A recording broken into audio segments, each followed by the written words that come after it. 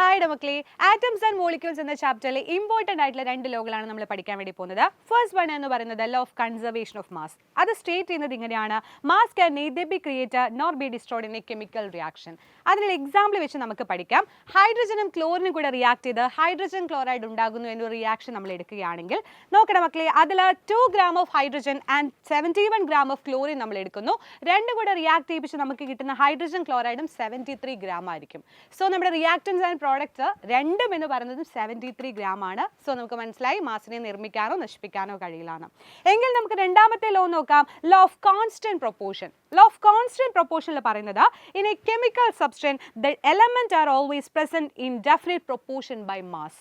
എന്ന് വെച്ചാൽ നമ്മൾ ഹൈഡ്രജനും ഓക്സിജനും കൂടെ റിയാക്ട് ചെയ്യിപ്പിച്ച H2O ഉണ്ടാക്കുന്ന എന്ന റിയാക്ഷൻ കൺസിഡർ ചെയ്യുകയാണെങ്കിൽ അതിൽ നമ്മൾ എടുക്കുന്ന മാസ് റേഷ്യോ എന്ന് പറയുന്നത് എല്ലാ സമയത്തും 1:8 ആയിരിക്കും.